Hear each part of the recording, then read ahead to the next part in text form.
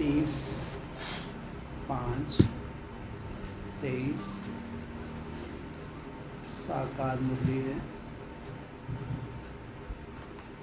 गीत चला है हमारे तीर्थ न्यारे हैं। क्या है, कैसे? हमारे तीर्थ न्यारे हैं, कैसे न्यारे हैं?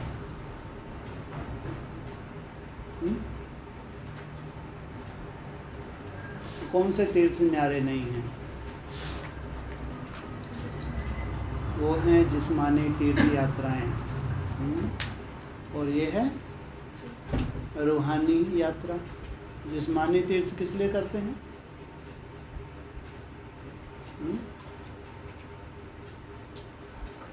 जी, हमारे पाप कट जाएं, हमारा बोझ हल्का हो जाए, हमारे दुख हमारे जीवन में ना हो, खुशी खुशी आ जाए। फिर होता क्या है? कहाँ कहाँ जाते हैं?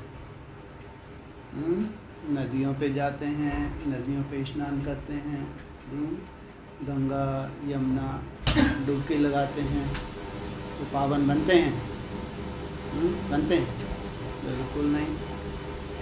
और ये बोझ तो दिन प्रतिदिन चढ़ता ही जाता है। लेकिन हमारे तीर्थ न्यारे, इसमें क्या न्यारापन है और कैसे न्यारापन है? केवल कहने को। अगर तुम्हारे तीर्थ न्यारे हैं तो कैसे होने चाहिए? तुम्हारा पापों का बोझ क्या दिन प्रतिदिन कम होना चाहिए, बढ़ना चाहिए? कम होना चाहिए। पापों का बोझ कम होता, आत्मा क्या होगी? हल्की होगी, भारी होगी?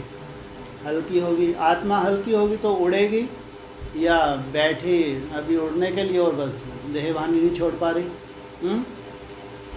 जितनी आत्मा हल्की होती जाएगी उतनी उड़ती जाएगी या देह भान छोड़ ही नहीं पाएगी।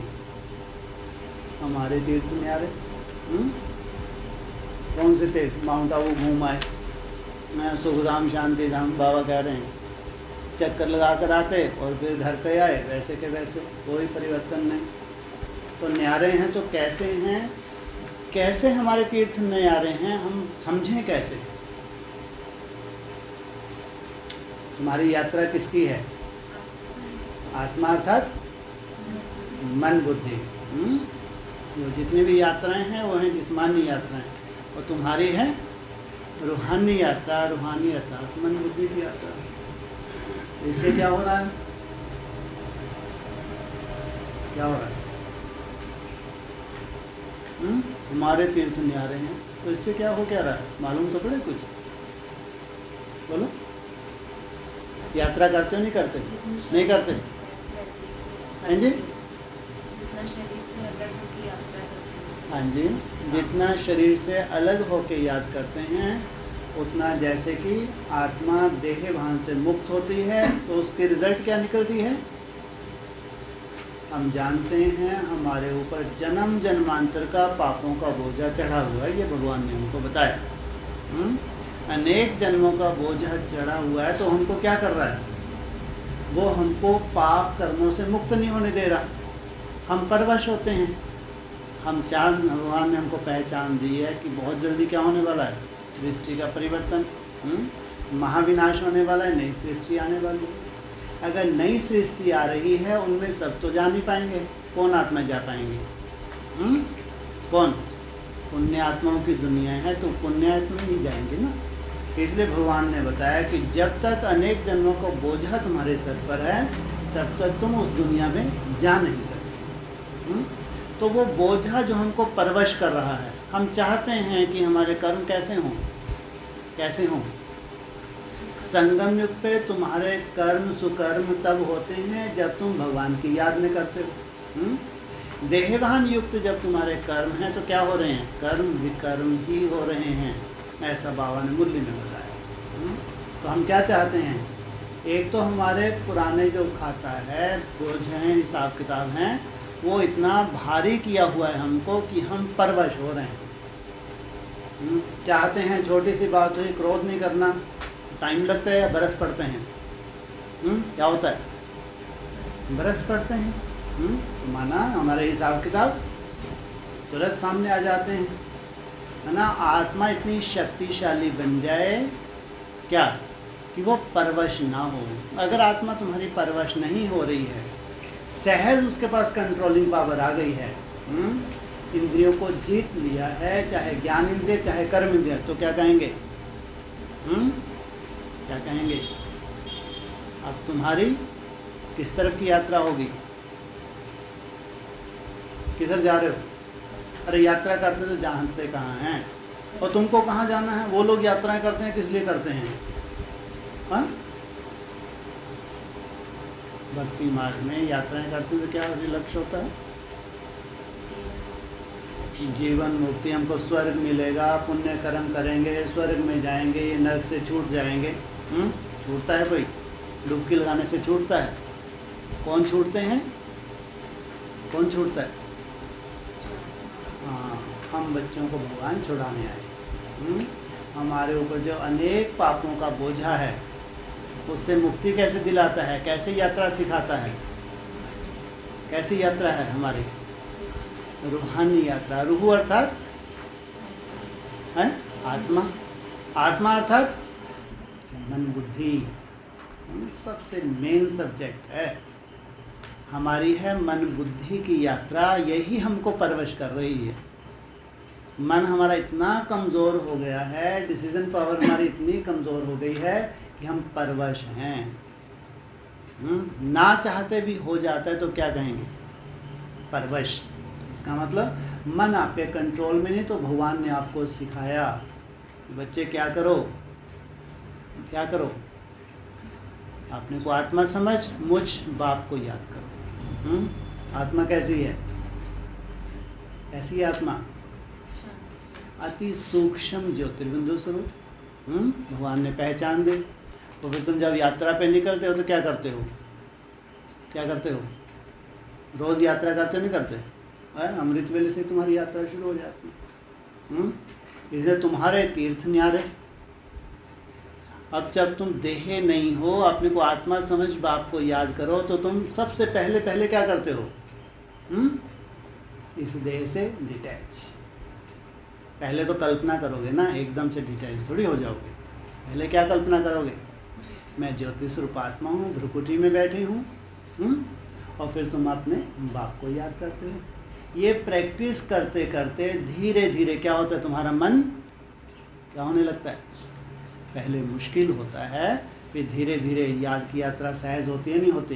प्रैक्टिस से जब याद की यात्रा सहज होती है, जैसे तुम बैठते हो, तुमने स्टॉप किया, किसको इमर्ज कर लिया? आत्मा को। आत्मा को इमर्ज किया, बाप के स्वरूप को सामने लाए।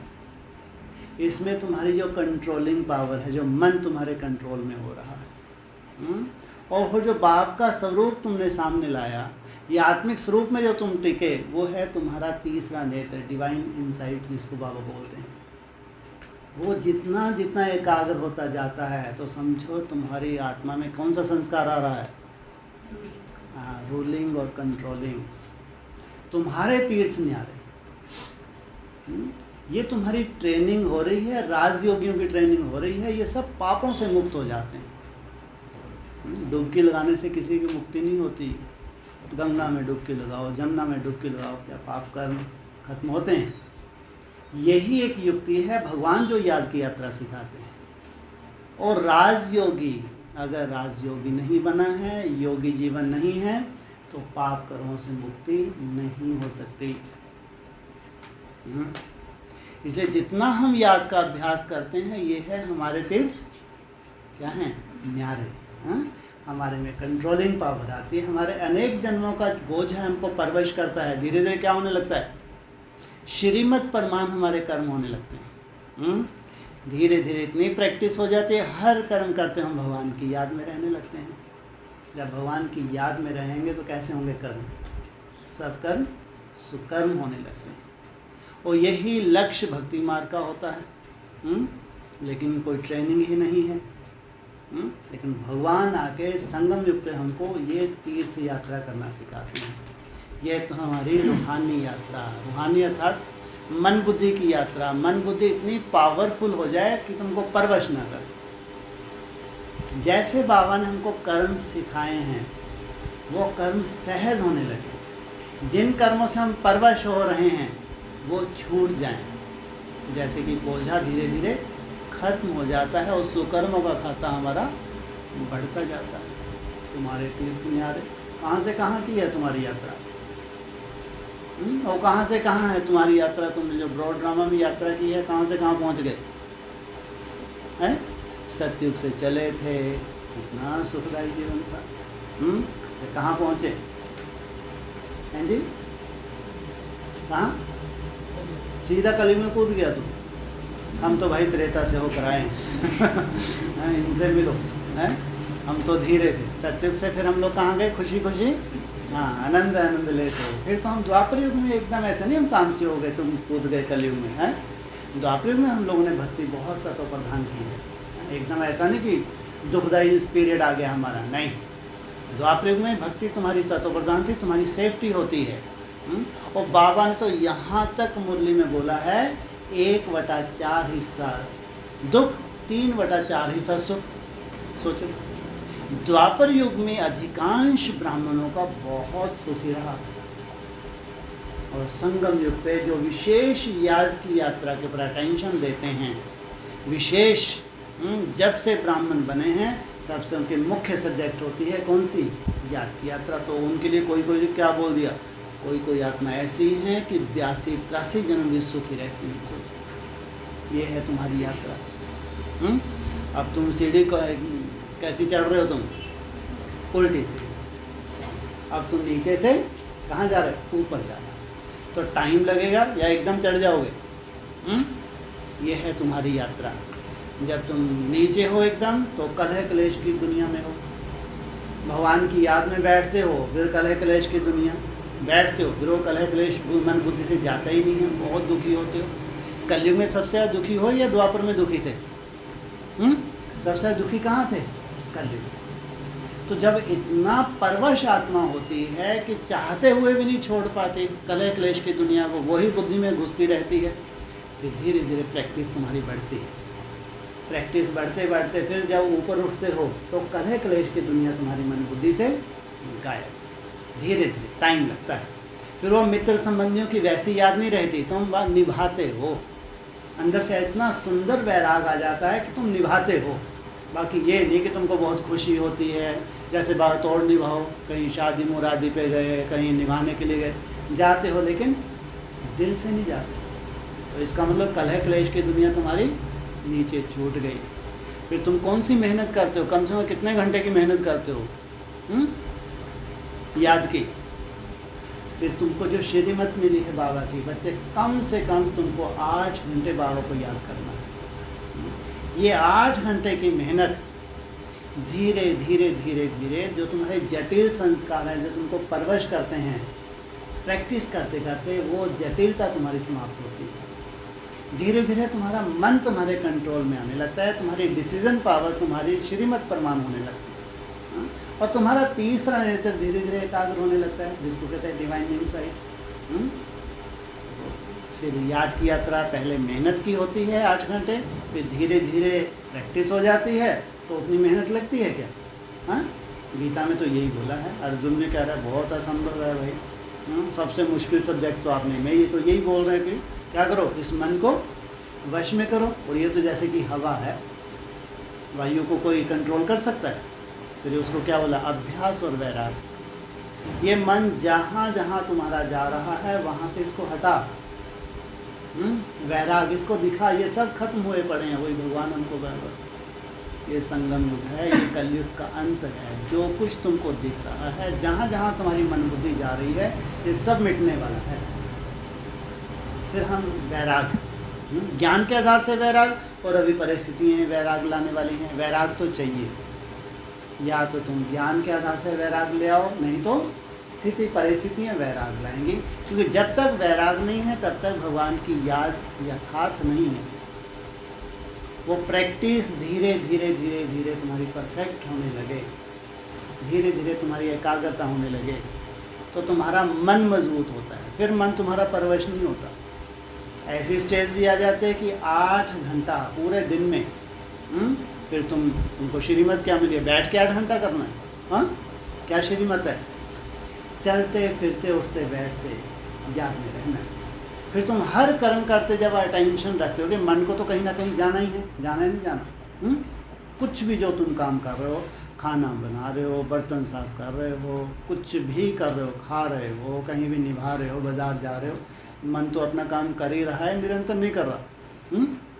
कौन सी कला से है कि ये मन जो इधर उधर जा रहा है, बस इसको रोक के बार बार हर कर्म करते हुए प्रैक्टिस करो कि भगवान की याद में लगा रहे। तो जिनको लगन होती है तो धीरे हर कर्म करते हुए वो क्या करते हैं? लगन है तो प्रैक्टिस की जा सकती है, नहीं की जा सकती? मन को कोई बांध सकता है?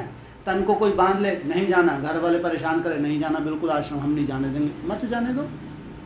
तन को कोई बांध सकता है? अरे हमारी यात्रा तो मन बुद्धि की यात्रा है, मन बुद्धि से भगवान को याद करना है। मन को कोई बांध सकता है? बिल्कुल नहीं बांध सकता। तो बाबा ये मन इतना क्या करें इसको, कैसा है ये मन? घोड़ा, बाप रे बाप। इसलिए बाबा ने क्या टारगेट दे दिया तुमको, कम से कम 8 घंटा इसको बांधने की कोशिश करो। ये जो तुम्हारी यात्रा है ये तभी फलीभूत होगी जब कम से कम 8 घंटा इसको बांधने की कोशिश करो। फिर बाबा ने युक्ति बताई कि बच्चे चार्ट रखो, रोज़ का अपना चार्ट चेक करो। तो हर कर्म करते हुए जब तुम बाप की याद में रहने लगते हो, धीरे धीरे तुम्हारी याद रिफाइन होती है। तो उसके रिज़ल्ट क्या निकलती है? तुम्हारे तीर्थ न्यारे। अब जाके रिज़ल्ट आनी शुरू हुई। अब ये द्वापर युग के हिसाब किताब भी जो इतने ज़्यादा भारी नहीं थे, कलयुग में तो बहुत ज़्यादा हिसाब किताब बन गए। हाँ, जैसे ऊपर जाएंगे हिसाब किताब कम होते जाएंगे, नहीं होते जाएंगे, कम होते जाएंगे। तो फिर ऐसा समय भी आता है कि सहज 8 घंटे याद की यात्रा हो जाती है, सहज, जिसमें व्यर्थ बहुत कम होता है, समर्थ ज़्यादा होता है। जैसे आप आत्मनिष्ठ होते हैं, मैं ज्योतिष रूप आत्मा हूँ, तो पॉइंट ऑफ लाइट है वो चमकता रहता है, स्टार, मन बुद्धि तुम्हारी स्टॉप हो जाती है, उसी का आनंद लेते हो। तो कहेंगे कोई पापों का बोझा है। जितनी जिसकी याद सहज होती जा रही, तो समझो इनके पापों का बोझा खत्म है। ये है हल्कापन, कहते हैं ना आत्मा हल्की है। हल्की है माना उड़ रही है, एकदम 1 सेकंड में डिटैच, स्टॉप, तुरंत उसी सेकंड स्टॉप हो जाए, इतनी हल्की हो जाए। तो फिर धीरे धीरे प्रैक्टिस करते करते ऐसा समय भी आता है जो तुम कहाँ पाँव रख लेते हो। मुरली में बोला है, जब तुम्हारे 8 घंटे याद की यात्रा हो जाएगी, तुम्हारी कर्म इंद्रियाँ शांत हो जाएगी। इसमें जो कर्म इंद्रियों की भूख है वो खत्म हो जाएगी। अगर कर्म इंद्रियाँ शांत हो गई, ये है तुम्हारी तीर्थ, ये है अब तुम किनारे लगे। कौन से किनारे लगना है? ऐसी सुख शांति, ऐसा नहीं कि आज सुख शांति है कल फिर गायब हो गई। हाँ, बहुत मुश्किल से आज पकड़ी फिर गायब हो गई। यात्रा पे जाते हैं, क्या है, अल्पकाल की सुख शांति मिलती है, फिर घर वापस लौटे, फिर वैसे के वैसे। हमारी भी यात्रा अगर वैसी है कि आज हमने बहुत अच्छा अनुभव कर लिया, कल फिर परवश। तो ये बाबा ने तुम्हारी यात्रा, नीचे से जैसे ऊपर जाते हो, याद की यात्रा जैसे जैसे तुम्हारी परिपक्व होती जाती है, मन बुद्धि को तुम्हारी कंट्रोलिंग पावर आती जाती है, तो एक समय ऐसा आता है जैसे तुम्हारे 63 जन्मों के पूरे हिसाब किताब समाप्त। माना मन बुद्धि अब तुम्हारी इतनी मजबूत हो गई, श्रीमद् परमाण जैसा तुम कर्म चाहते हो वही कर्म होगा। अब तुम परवश हो नहीं सकते। ऐसा नहीं कोई बोझा रखा हुआ है धीरे धीरे वो कट रहा है, ऐसा है क्या? केवल आत्मा ही परवश हो रही है, अनेक जन्मों के जो संस्कार हैं उसके परवश हो रही है। अब ये कंट्रोलिंग पावर इतनी सुंदर आ गई आपके पास कि अब श्रीमद् परमाण जो कर्म है वही तुमको दिखते हैं, बुद्धि में वही तुम्हारे गूंजता है।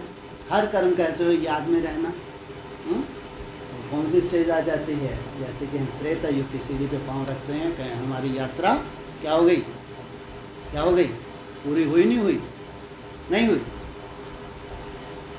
और लक्ष्य क्या होता है? जितने भी तीर्थ यात्रा पे जाते हैं, क्या लक्ष्य होता है इनका?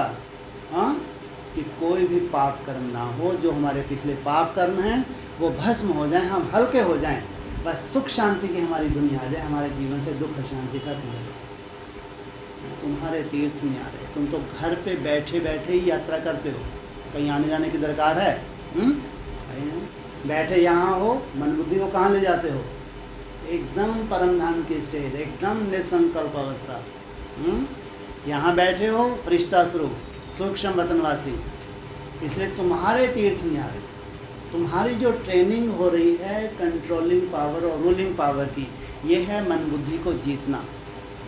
जिसने जितना मन बुद्धि को जीत लिया उतना ही वो कर्मों को जीत प्राप्त करेगा, उतना ही वो आत्मा परवश नहीं होगी। इसलिए क्या कहते हैं बाबा, तुम्हारे तीर्थ, तीर्थ अर्थात किनारा, तुमको भी कहाँ लगना है, आत्मा को किनारे लगना है। जो अनेक जन्मों के परवश आत्मा होते जा रही है वो परवश ना हो, सदा सुख शांति में चले जाए। तुम्हारे तीर्थ न्यारे, ये है न्यारापन। अगर ज्ञान के आधार से योगी जीवन नहीं है तो यात्रा नहीं है। ज्ञान सुनना सुनाना कोई यात्रा नहीं है, ध्यान रखना। इसलिए बाबा ने कहा ज्ञान सुनना सुनाना ये कोई योग है क्या? मुरली सुनना सुनाना कोई याद है? बिल्कुल नहीं। याद तो मन बुद्धि की जो तुम्हारी प्रैक्टिस कर रहे हो, क्योंकि मन को कंट्रोल करना है और तीसरा नेत्र एकाग्र करना है। जाना कहाँ तक है तुमको? कहाँ तक जाना है? तुम्हारे तीर्थ न्यारे कहाँ तक जाना है? यहीं बैठे रहें? हैं जी? परम धाम तक जाना है। परम धाम तक जाने का मतलब क्या है? परम धाम में आत्मा कैसी है? शरीर है शरीर। सोचो यहाँ जब तुम अशरीरी होके बैठोगे, उस स्टेज में जब बैठोगे, पूरा देह का ये भान है जब आत्मा में आ जाएगा तो उसका कितना रस लोगे तुम, घंटों उसका आनंद लोगे, घंटों। माना बैठे यहाँ हो, गए कहाँ तुम? परम धाम अर्थात निसंकल्प, कोई संकल्प नहीं। सोचो कितनी सुंदर कंट्रोलिंग पावर आ गई। और यहाँ पे अगर कंट्रोलिंग पावर धारण नहीं की तो तुम क्या नहीं बन सकते? क्या नहीं बन सकते? राजा बन ही नहीं सकते। इसलिए कर्म इंद्रिय जितना बनते हैं, यहाँ जितना रूलिंग कंट्रोलिंग पावर आती है, ये जन्म जन्मांतर तुम्हारी राजाई की शूटिंग हो जाती है। इसलिए बाबा मन जीते जगत जीते, बाबा भी कहते हैं तुम्हारे तीर्थ न्यारे। यथार्थ तो केवल संगम युग ही है, जब ऐसी रूहानी तीर्थ यात्रा भगवान हमको सिखाते हैं। ओम शांति। मीठे व सकीलते बच्चों ने अपनी महिमा सुनी, सुन ली। किसकी महिमा है? हमारी महिमा है। तो संगम युग पे हमने भगवान को जाना है, हमने ऐसी निराली यात्रा की है जिससे हमने आत्मा को क्या किया है? पावन बनाया है। बाप ने समझाया है भारत ही पापात्मा, भारत ही पुण्य आत्मा कहलाता है। कहलाता ही है बस, ये बनता भी है। कौन? भारत। भारत नाम का कोई व्यक्ति तो है नहीं है, है नहीं है। मुरली में क्या बोला है? भारत की कहानी किस पे है? भागवत में जो भी है ये पूरे भारत की कहानी है। और फिर रामायण के लिए वो बोला मुरली में, रामायण पूरी किसकी कहानी है? भारत। तो भारत का नाम मुसलमानों ने क्या रख दिया? हिंदुस्तान। कब से? द्वापर युग से मुसलमानों ने भारत का नाम क्या रख दिया? हिंदुस्तान। और फिर अंग्रेज़ लोग आए, उन्होंने भारत का नाम क्या रख दिया? एंड माना अंत आ गया। हमने भी लूटना शुरू कर दिया। पहले मुसलमानों ने लूटा भारत को, फिर क्रिश्चियन ने लूटा। जब क्रिश्चियन ने लूटा तो समझो अब अंत आ गया, अब कोई की खैर नहीं। तो कितने नाम हो गए भारत के? प्राचीन नाम तो भारत ही है, मुसलमानों ने हिंदुस्तान और क्रिश्चियन ने। तो बाबा कहते हैं ये भारत ही पापात्मा, भारत ही पुण्य आत्मा कहलाता है। जब भारत पापात्मा बनता है तो पूरे भारतवासी पापा क्या कहा? जब भारत पापात्मा बनता है तो पूरे भारतवासी पापात्मा बन जाते हैं। और फिर भारत जब पुण्य आत्मा बनता है तो, इसलिए कौन सी सुंदर पॉइंट सबको अच्छा लगता है? एक के पतित बनने से सब पतित, और एक के पावन बनने से सब पावन। वो भारत पावन बनेगा नहीं बनेगा? नहीं बनेगा। किसके पीछे पड़ा है भगवान? किस पे फिदा हुआ भगवान है? कौन सा गीत गाते हैं? मैंने तुझे बेटा, तू भी मुझे चुनो। बेटा क्या है? चुनता ही नहीं है क्या? चुनेगा नहीं चुनेगा? नहीं चुनता। तो उस एक के पावन बनने से भारतवासी भी क्या हो जाते हैं? पावन बन जाते हैं। भारतवासी ही पतित पावन को बुलाते हैं। सतयुग में तो पतित होते ही नहीं, कोई पतन नहीं होता। उनको कहा जाता है स्वर्ग, शिवालय, पुण्य आत्माओं की भूमि।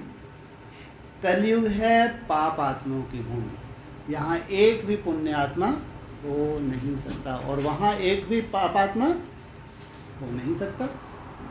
भारत में फिर दान पुण्य भी बहुत करते हैं। इस समय तुम बच्चे भी बाप को तन मन धन सब कुछ दे देते हो। कितनी बड़ी बाजी लगाते हो। जिनका बहुत ऊंच पद होता है तो क्या करते हैं? पूरा ही अर्पण कर देते हैं। तुम्हारे आगे मिसाल भी है। यह बाप ब्रह्मा निमित्त बना। क्या किया ब्रह्मा ने? सब कुछ किसके अर्पण कर दिया? ईश्वर को दे दिया। क्योंकि समझते भी हैं जैसा कर्म मैं करूँगा मुझे देख और भी करने लग पड़ेंगे। तो बाप कहते हैं इनसे मैं ऐसा कर्म कराता हूँ। क्या क्या किसने किया? ब्रह्मा ने। हैं? बाबा कहते हैं मैं इनसे ऐसा कर्म कराता हूँ जो स्वर्ग में यह नंबर 1 बन जाते हैं। क्या बन गए नंबर 1? कृष्ण का जन्म मिला। यह तन मन धन सब देकर फौरन नष्टोमोह बन गए। टाइम नहीं लगा। इतना वैराग आ गया, सब कुछ ईश्वर अर्पण कर दी। अपने बच्चे को वारिस ना बनाए, इन्हीं माताओं को बना दिया। कितनी बड़ी बात है। जो प्रॉपर्टी अपने बच्चों को देनी थी वो बच्चों को ना दी, किनको दी? जो माताओं का संगठन बनाया उनमें सब उनको अर्पण कर दिया। सब कुछ माताओं के हवाले कर दिया। ट्रस्टी बना दिया। बोला यह सब कुछ आप माताओं के चरणों में है। क्योंकि भगवान ने क्या बोला था? वंदे मातरम। किनको निमित्त बनाया था? माताओं कन्याओं को ही निमित्त बनाया था। तुम वारिस बन जाओ, बस कुछ भी ख्याल नहीं किया। हम तो बाबा के बन जाते हैं। भक्ति मार्ग में जन्म बाई जन्म गाते आए हैं, वारी जाऊं मेरा तो एक बाबा दूसरा ना कोई। तो अब मैं इन माताओं को अपना वारिस बनाता हूँ। क्या कहा? इन माताओं द्वारा ही सृष्टि का कल्याण होना है। पहले माता को अपना गुरु बना दिया। बस मेरा तो एक बाबा दूसरा ना कोई। नहीं तो बच्चों आदि से मोह होता ना। किनको गुरु बना लिया? माताओं को गुरु बना लिया। परंतु एकदम उनसे दिल टूट, बाप से दिल लग गई। बच्चों आदि में मोह एकदम टूट गया। दिल किस में लग गई? बाप में लग गई। बेहद का वर्षा लेना है तो हद का सब कुछ देना पड़े, ये बुद्धि में बैठ गया। अगर बेहद का वर्षा लेना है और ये छूटना ही है, ये साक्षात्कार हो गया, तो सब कुछ ईश्वर अर्थ देना पड़े। परंतु बाप तो दाता है, वह कब लेते ही नहीं है। भगवान को ज़रूरत है? लेते ही नहीं। शिव बाबा देने वाला है, डायरेक्शन देंगे, ऐसे ऐसे करो। अगर तुमने किया है कुछ, किसको दिया? किनको निमित्त बनाया भगवान ने? कन्याओं माताओं को। तो उनको फिर डायरेक्शन दी, इसको धन को जो भी है इनको ऐसे ऐसे यूज़ करो। तो यह माता गुरु बन जाती है। तुम ही हो माता पिता, तुम ही हो पहले माता और फिर आगे किसको रखा? माता। सतयुग में भी पहले लक्ष्मी फिर नारायण, पहले राधे फिर कृष्ण। जन्म पहले कौन लेगा? बड़ा कौन होता है दोनों में? पहले कृष्ण या नारायण? या पहले लक्ष्मी पहले राधा? बड़ा कौन है? नारायण बड़ा है, कृष्ण बड़ा है, पीछे लक्ष्मी है, राधे। लेकिन बाबा ऐसा क्यों बोल रहे हैं? सतयुग में भी पहले लक्ष्मी फिर नारायण। पहले राधे फिर कृष्ण। क्योंकि शुरुआत किन से होती है? भले ही बोला मुरली में क्या बोला, अरे इसको तो किसको कोई साक्षात्कार ही नहीं हुआ, किसको कभी? अरे मम्मा को तो कभी साक्षात्कार ही नहीं हुआ, ये बाबा तो बाप रे बाप ढेर के ढेर साक्षात्कार करता रहा, इतनी सूक्ष्मता धारण कर ली, सब कुछ आगे का दिखने लगा। लेकिन मम्मा को कोई कभी साक्षात्कार नहीं हुआ। सोचो फिर इतना ऊंच पद कैसे पा लिया? हाँ, मुख्य सब्जेक्ट है पवित्रता। हाँ, प्योरिटी के आधार से इतना ऊंच पद पा लेती है। इसलिए पहले लक्ष्मी और फिर नारायण। जैसे बाप माताओं को आगे रखते हैं, वैसे पुरुषों को भी माताओं को आगे रखना है। उन्हों की संभाल करनी है, बिचारी अबलाएं हैं। तुम सब इस समय ज्ञान नदियाँ हो। ब्रह्मपुत्रा नदी का छोर सागर में होता है। सबसे ऊंची स्टेज पे कौन सी बहती है? कहाँ से निकलती है? ज्ञान मानसरोवर से निकलती है। पहाड़ों पे बहती है, कोई घाट बने हुए हैं? पहाड़ों पे बहती रहती है। और दूसरा छोर उसका सीधा सागर से मिलता है। कलकत्ता में ब्रह्मपुत्रा नदी है। इसका मतलब कोई बीच में इंटरफेयर नहीं है उसका। ये चैतन्य नदी की बात है, जड़ नदी की बात है? चैतन्य नदी की बात है। इसको बाबा ने बताया है, ब्रह्मपुत्रा ज्ञान मानसरोवर से निकलती है, तो ये पक्का प्रवृत्ति मार्ग बताया बाबा ने। और दूसरा छोर उसका कहाँ? सीधा ऊपर से चली है पक्की प्रवृत्ति मार्ग की। दूसरा छोर कहाँ है उसका? सीधा सागर से कनेक्ट है। कलकत्ता में ब्रह्मपुत्रा नदी है। शिव जयंती पर वहाँ भारी मेला लगता है। कहाँ? कितना बड़ा भारी मेला लगने वाला है, सोचो। तब शिव जयंती पर कौन सा मेला होगा वो? कौन? गंगा सागर। नाम है गंगा सागर, मिली है कौन? मिले है ब्रह्मपुत्रा, और नाम किसका पड़ गया? गंगा सागर। सोचो ऐसा क्यों? जैसे शिव बाबा बैकबोन है, ऐसे ब्रह्मपुत्रा भी क्या है? बैकबोन है। आगे आगे मटकने में इनको मज़ा नहीं आता। हाँ, तो पूरा ज्ञान जल किसको अर्पण हो जाता है? किससे मिल जाती हैं? हाँ, ब्रह्मपुत्रा में जब गंगा नदी मिल जाती है, गंगा नदी का तो बहुत मर्तबा है। हाँ, सब इंतज़ार किसकी कर रहे हैं? सब गंगा के इंतज़ार कर रहे हैं। हाँ, जितनी बैकबोन नदियाँ हैं विशेष विशेष, इनकी कोई इंतज़ार नहीं कर रहा। चाहे बेचारी सरस्वती हो, कोई नहीं पूछता। हाँ, चाहे बेचारी वो कौन सी है बेचारियाँ कौन कौन सी हैं? हाँ पता नहीं क्या कह दिया। हाँ, वरुणा। हाँ, कोई नहीं पूछता बेचारी को। हेडवर्ड तोड़वाने हैं क्या? वहाँ घाट ही नहीं है, कूदेंगे तो मर ही जाएंगे। और चाहे ये ऊंची पहाड़ों पे बहने वाली कौन है ये? हाँ, ब्रह्मपुत्रा। पहाड़ी पे नहा के दिखाओ, सीधा हड्डी ऐसे टूटेंगे, मिलेगा ही नहीं कुछ, लाश ही नहीं मिलेगी। तो ये तो जैसे कि शिव बाबा बैकबोन, ऐसे बैकबोन हो गए, उनको तो कोई मान मर्तबा चाहिए नहीं। तो गंगा रानी को भी चाहिए नहीं, लेकिन पहले से इतना नाम वाला है। सब किसके इंतज़ार कर रहे हैं? गंगा रानी के इंतज़ार का। नाम क्या पड़ जाएगा बड़े से बड़े मेले का? है सागर और ब्रह्मपुत्रा का मिलन। सोचो भगवान क्या कह रहा है। मिलन किनका हो रहा है? सागर और ब्रह्मपुत्रा को। नाम क्या पड़ गया? गंगा सागर मेला। वाह, कितना वंडरफुल ड्रामा है। शिव जयंती पर वहाँ भारी मेला लगता है। अभी भी तो शिव जयंती हुई थी। कब हुई थी? गंगा सागर पे है। हाँ, 2018 लास्ट में गंगा, और उससे पहले भी गंगा सागर मेला हुआ था। हाँ, 2000 में एडवांस में गंगा सागर मेला हुआ। तो वहाँ कौन कौन होने चाहिए? हैं? ब्रह्मपुत्रा और ज्ञान सागर। कौन कौन होने चाहिए? ब्रह्मपुत्रा नदा है या नदी है? वो तो नदा है। फिर तो बाबा तो सबको नदी ही कहते हैं। आत्मिक नाते सब क्या हैं? ये ब्रह्मा माना बड़ी माँ, ये भी नदी है। आत्मिक नाते फीमेल तो नदी हैं ही, लेकिन मेल चोले भी क्या हैं ये? तो जो 2000 में हुआ था उसमें भी कायदा तो यही कहता है, ब्रह्मपुत्रा भी हो तो सागर भी होना चाहिए, नहीं तो गंगा सागर मेला हो नहीं सकता। और उसके बाद फिर 2018 में ब्रह्मपुत्रा भी हो तो सागर भी हो। तब कहेंगे गंगा सागर में सब तीर्थ बार बार, गंगा सागर एक बार, बस संगम युग हो गया तो हो गया काम। ब्रह्मपुत्र नदी और सागर के संगम पर सब यात्री जाते हैं, वहाँ जाकर सब स्नान करते हैं।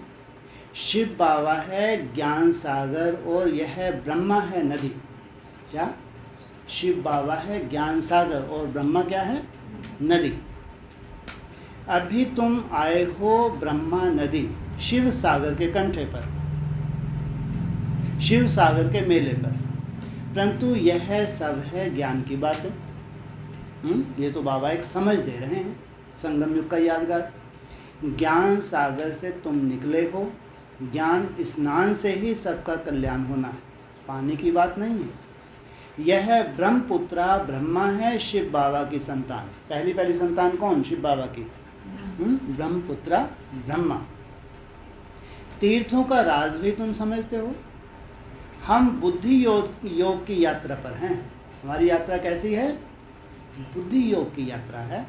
बुद्धि योग लगाते हैं परमपिता परमात्मा के साथ। भक्ति मार्ग के तो कितना माथा मारते हैं, बाप के साथ बुद्धि योग रहता ही नहीं।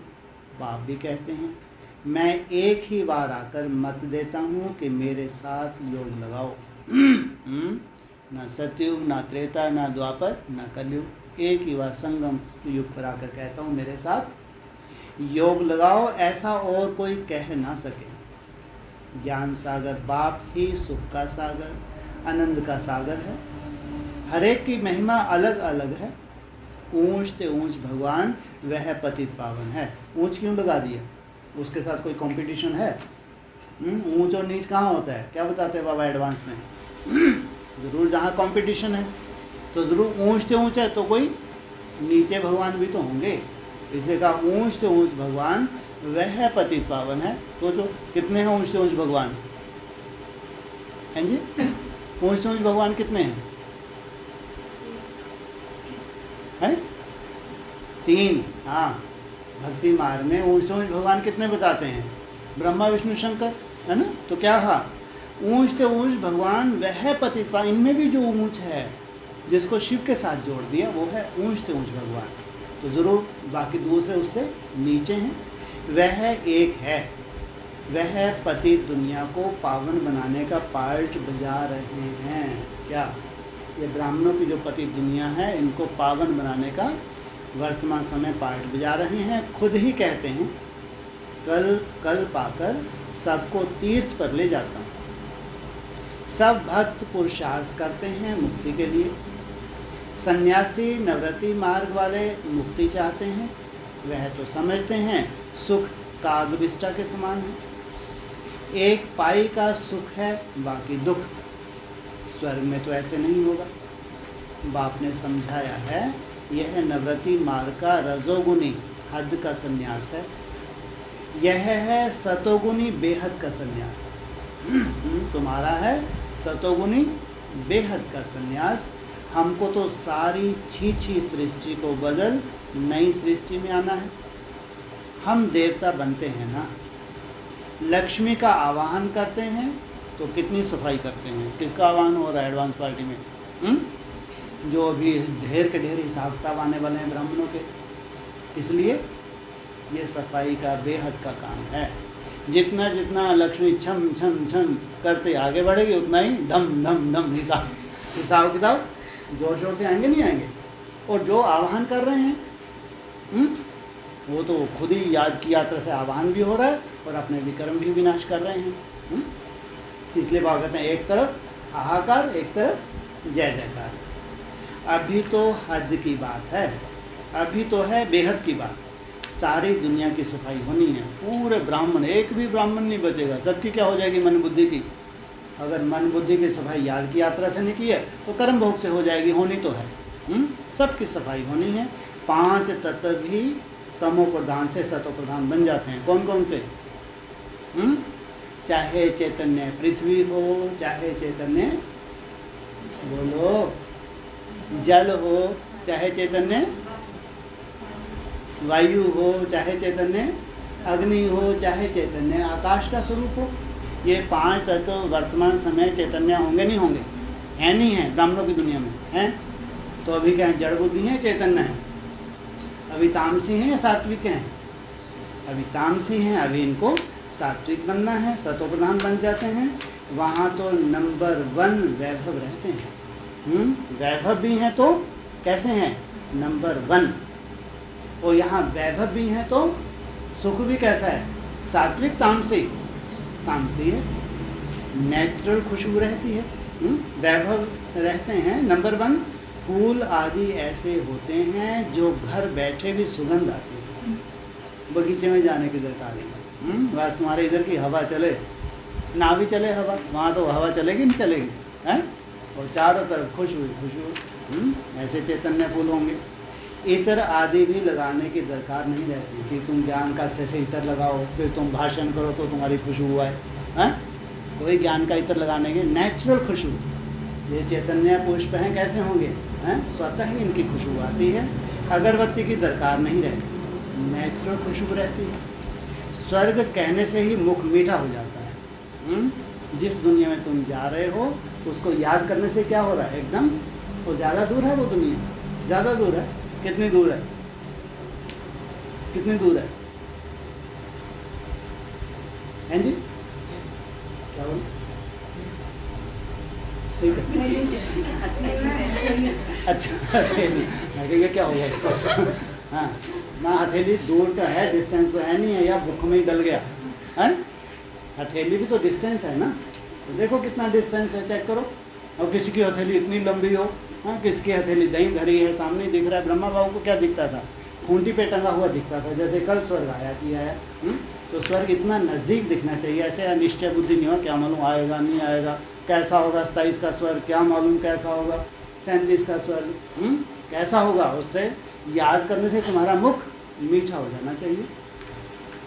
परम पिता परमात्मा आकर सृष्टि को इतना ऊंच बनाते हैं, तो ऐसे बाप को कितना लव करना चाहिए, प्रॉमिस करनी चाहिए कि बाबा हम नष्टो मोह हो आपसे योग लगाएंगे। बाप से क्या करना चाहिए? प्रॉमिस। और तुमने इधर प्रॉमिस कर लिया है, और माया ने ते आज तेरे को बनाती हूँ नष्टो मोह। लेकिन तुम भी हिम्मत नहीं हारो। मैंने प्रॉमिस किससे किया है? बाप से। नष्टो मोह बनकर दिखाऊंगे। तो प्रॉमिस करनी चाहिए कि बाबा हम नष्टो मोह हो आपसे योग लगाएंगे, आपको ही वारिस बनाएंगे। हर एक को अपनी कमाई करनी है, तो कमाई का ओना होना चाहिए। क्या होना चाहिए? अपनी कमाई का ओना होना चाहिए। जो करेगा सो पाएगा। इस दुनिया में मनुष्य जो भी करेंगे पाप करेंगे। क्यों? मनुष्य जो भी करेंगे पाप करेंगे। क्यों? क्योंकि कर्म उनके देहभान युक्त हैं, तो पाप होते हैं। अभी बाप के पास बलि चढ़ने से ही तुम मेरी मत पर चलो। किसके पास बलि चढ़ो? बाप के पास, तब तुमको मेरी मत समझ में आए। धन हमेशा पात्र को दिया जाता है। अगर कोई शराबी को दिया तो उस पर दोष आ जाता है। हमने दान कर दिया, कोई भिखारी है वो जाके शराब पी ले तो क्या होगा? किसके ऊपर दोष आएगा? देने वाले के ऊपर। कपूत बच्चे को दिया तो उनका पाप भी तुम्हारे ऊपर चढ़ जाएगा। इसलिए हिसाब किताब चुकतू करो। सरेंडर हुए फिर अलाउ नहीं करेंगे किसको देने के लिए, नहीं तो फिर पाप हो जाएगा। इससे तो सरेंडर ही मत हो ना। कितनी बड़ी आफत ले ली। सरेंडर हो गए, अब तुम कहीं भी नहीं लगा सकते, कहीं रिश्तेदार कहीं मित्र संबंध नहीं लगा सकते। इतनी आफत क्यों देते हैं? अरे इससे तो सरेंडर ही ना हो ना। सरेंडर क्यों ज़बरदस्ती होना? क्यों होते हैं सरेंडर? यज्ञ में, बाहर रह के नहीं यज्ञ में लगा सकते। सरेंडर होने का कायदा क्यों खुला?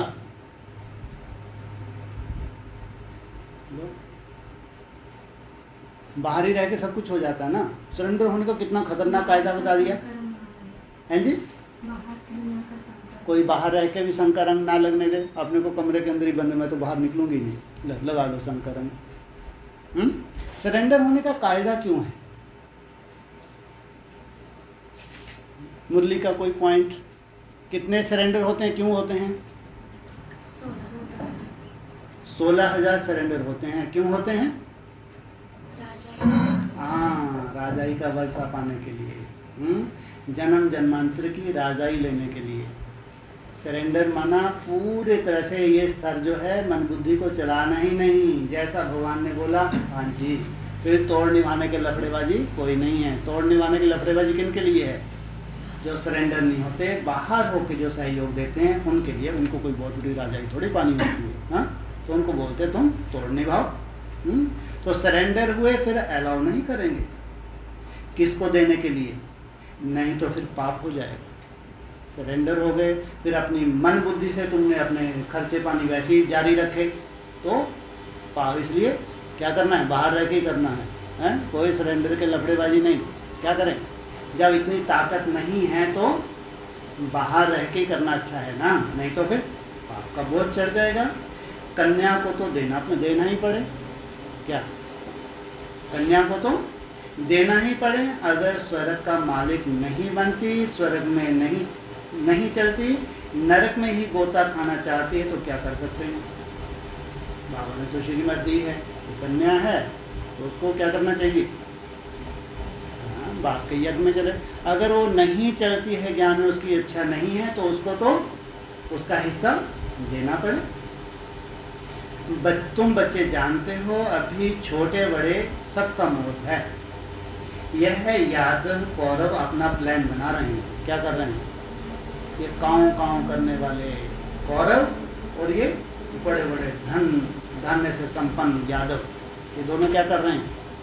आपस में युद्ध करने का बड़े बड़े प्लान बना रहे हैं। पांडवों का फिर अपना प्लान है, तुम लड़ो, आपस में मरो और मक्खन हमको दे जाओ। तुम कोई युद्ध नहीं करते हो। क्या बोला मुरली में? तुम तो योग बल से विश्व की बादशाही ले जाते हो। तो कितने सुंदर है इनका लड़ना बैठना। कल्याणकारी या कल्याणकारी है? तो यादव कौरव अपना प्लान बना रहे हैं, पांडवों का फिर है अपना प्लान। जीत तो पांडवों की है ना, स्थूल लड़ाई की बात ही नहीं है।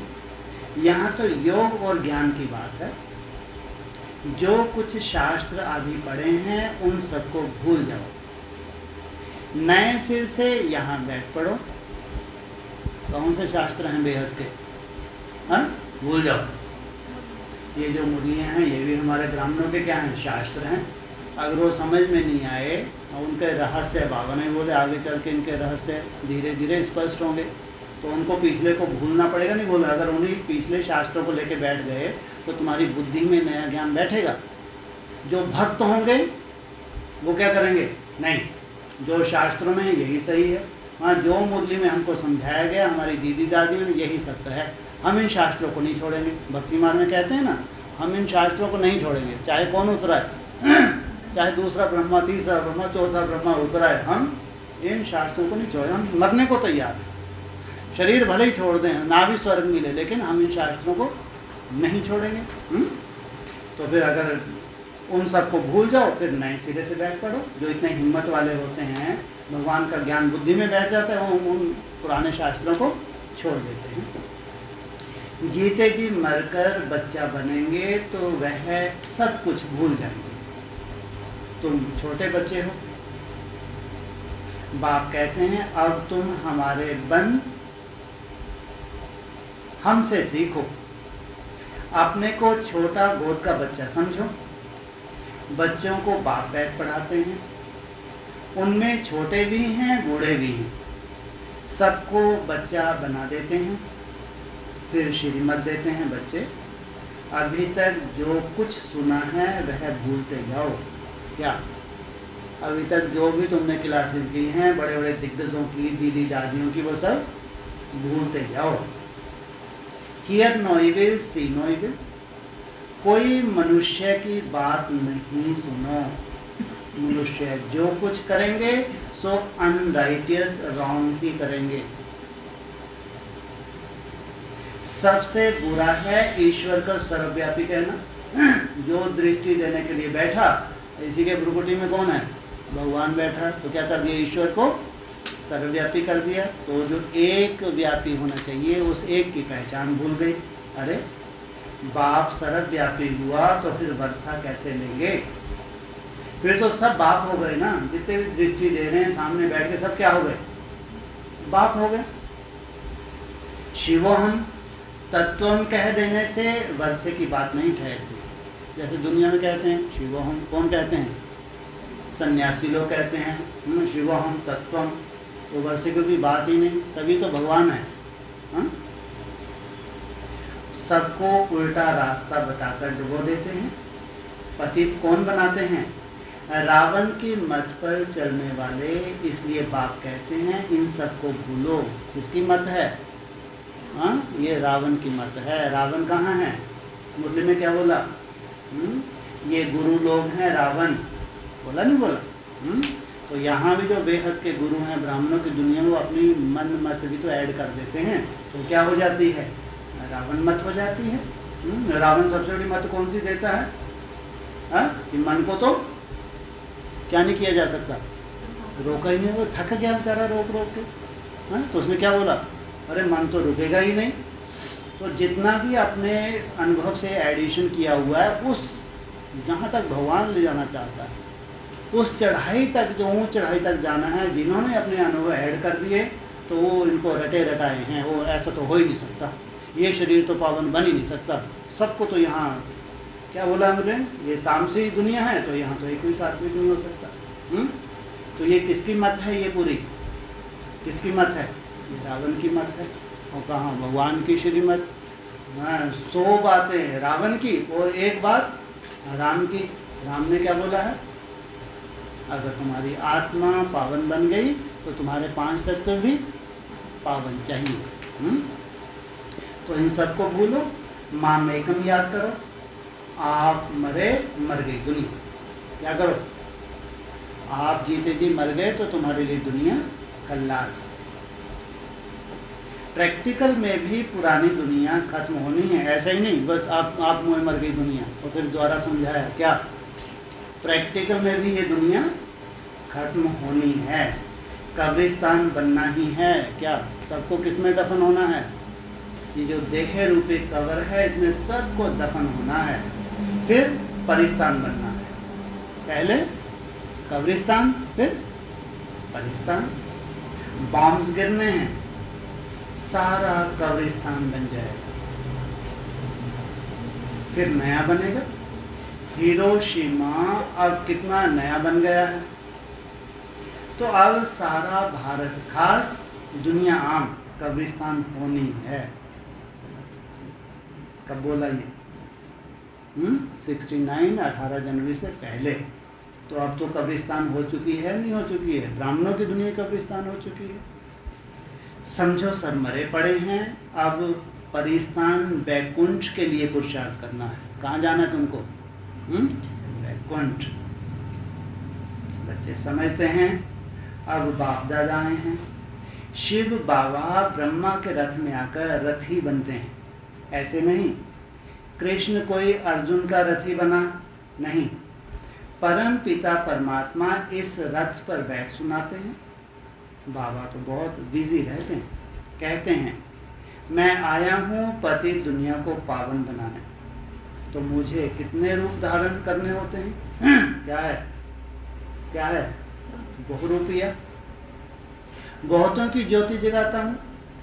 मेरे साथ योग लगाओ, यह पेट्रोल डालो तो बैटरी जग जाएगी। मेरे साथ योग लगाओ, ये ज्ञान का पेट्रोल डालो। दीवा बुझने लगता है तो उसमें धृत डालते हैं। बाबा कहते हैं आप पूरा योग लगाओ। यह तो जानते हो बाप इस ब्रह्मा के तन से हमको पढ़ाने आए हैं। भगवान वाच। भगवान क्या कहते हैं? बच्चे मुझे याद करो। मौत तुम्हारे सिर पर खड़ा है। क्या? कहाँ मंडरा रहा है काल? काल नहीं, क्या? महाकाल तुम्हारे सिर पर खड़ा है। छोटे बड़े सबका मौत है। यह है मृत्यु लोक। मैं अमरनाथ आया हूँ अमर कथा सुनाने, तुमको मृत्यु से छुड़ाने। अमर कथा अर्थात अमर बनने की कथा। तुम पार्वतियाँ अथवा सीताएं हो, सब रावण की जेल में हो, शोक वाटिका में पड़ी हो, बाप आकर अशोक वाटिका में ले जाते हैं, वहाँ कोई शोक रहता ही नहीं। कहाँ? सत्य में कोई भी दुख शांति है नहीं। अभी तुम बच्चों को रॉन्ग राइट सोचने की बुद्धि मिली है। राइट क्या है, रॉन्ग क्या है, पुण्य कैसे होता है, पाप कैसे होता है, यह सब तुम जानते हो। इतनी सूक्ष्म बुद्धि तुम्हारी होनी चाहिए कि पुण्य कैसे होते हैं, पाप कैसे होते हैं, ये भी तुमको नॉलेज होनी चाहिए। योग टूटा तो माया पाप करा देगी, क्योंकि इस समय माया तमो प्रधान है, इसलिए कदम कदम पर सावधानी चाहिए। श्रीमत पर चलने से कोई नुकसान नहीं। मनुष्य भगवान को पहचानते नहीं। बाप कहते हैं मैं आया हूँ तुमको शिक्षा देने, तुम मेरे बच्चे प्राणों से प्यारे हो। क्या तुम क्या हो? मेरे बच्चे प्राणों से भी प्यारे हो। जानता हूँ तुम बच्चे बहुत दुखी बने हो, अब तुमको सुख की दुनिया में ले चलने आया हूँ। सगे और सौतेले का राज भी समझाया है। सगे पर बाप का ध्यान रहता है, सगे राजाई का वर्षा लेंगे, लगे प्रजा का वर्षा लेंगे। दोनों भाई हैं, सगे और लगे। इतनी सारी डीटी किंगडम स्थापन हो रही है, तुम राजाई पाने के लिए पुरुषार्थ कर रहे हो। पहली बात है पवित्रता की। विकार का विकल्प आया तो कर्म इंद्रियों से नहीं करना चाहिए। इसलिए बाबा भी क्या कहते हैं, मनसा में कितने भी तूफान आए लेकिन कर्म इंद्रियों से कोई भूल ना हो, तो तुम्हारा कोई भी पाप कर्म नहीं बनता। क्रोध आया तो मुख से गुस्सा नहीं करना चाहिए। संकल्प आया लेकिन मुख से कुछ नहीं बोलना है। अगर तुम्हारे में भूत होगा तो लक्ष्मी को कैसे वरेंगे? जिनमें 5 विकार हैं उनको बंदर कहा जाता है। बाबा ने बंदर के बदले अपनी नलिनी बच्ची का फोटो डाला है। Top no evil, see no evil का चित्र है। उस बच्ची को लौकिक बाप ने सेंटर खोल कर दिया। जो कुछ पूंजी थी सब बेचकर बच्ची नलिनी को दे दिया। जैसे बाप ने सब माताओं को दे दिया, वैसे इसने काकू भाई ने अपनी बच्ची को दे दिया। समझा? यह भी कन्या है, क्यों ना इनसे शुभ कार्य कराऊं। लौकिक में भी देते हैं, तो उसने कहा लौकिक में देते हैं तो क्यों मैं अपनी बच्ची को अलौकिक में दे दूं। बच्ची ने कहा मैं शादी नहीं करूंगी, वह पैसा इस कार्य में लगा दो, मैं पति दुनिया को पावन बनाने की सर्विस करूंगी। भल बच्चे भी हैं, सिर पर आएगी, क्योंकि गॉडली हॉस्पिटल अथवा गॉडली कॉलेज खोला है। मैं सर्विस करूंगी। भल बच्चे भी हैं, लेकिन वारिस बच्ची को बना दिया। उनके लौकिक में बेटे भी होंगे, लेकिन वारिस किसको बना दिया? बच्ची को बना दिया। उनका कितना ऊंच पद हो गया? किसका? कौन से भाई का? काकू भाई का। बहुत ऊंच पद पाएंगे। बहुत की आशीर्वादें उनके सिर पर आएंगी, क्योंकि गॉडली हॉस्पिटल अथवा गॉडली कॉलेज खोला है।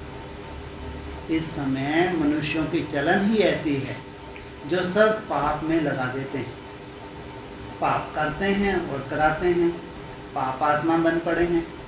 अब बाबा कहते हैं बच्चे मेहनत करो। बिगर मेहनत तो कुछ भी मिलता नहीं है। पापों का बोझ बहुत है, निरंतर याद करने का पुरुषार्थ करो, अंत में वह अवस्था रहे। अभी क्या करो तुम?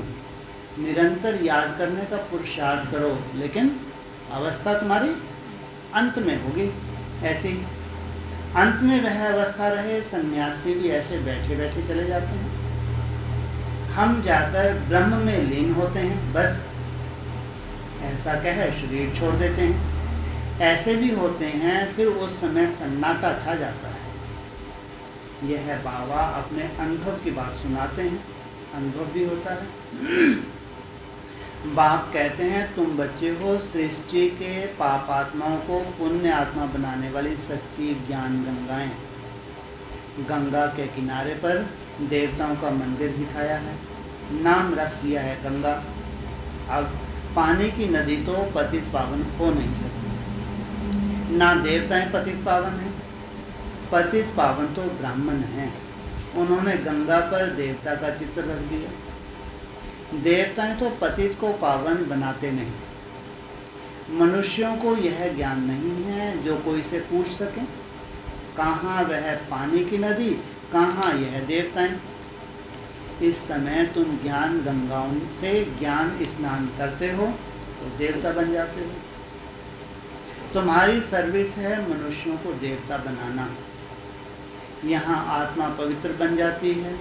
आत्माओं को इंजेक्शन चाहिए। बाप आकर ज्ञान योग का इंजेक्शन देते हैं। 5000 वर्ष पहले भी बाप ने यह ज्ञान योग का इंजेक्शन, ज्ञान योग सिखाया था, जिसको भक्ति मार्ग वाले प्राचीन गीता का ज्ञान और योग कहते हैं। अच्छा, मीठे मीठे सकील बच्चों प्रति माता पिता बाप दादा का याद क्या है। Good morning. रूहानी बाप की रूहानी बच्चों को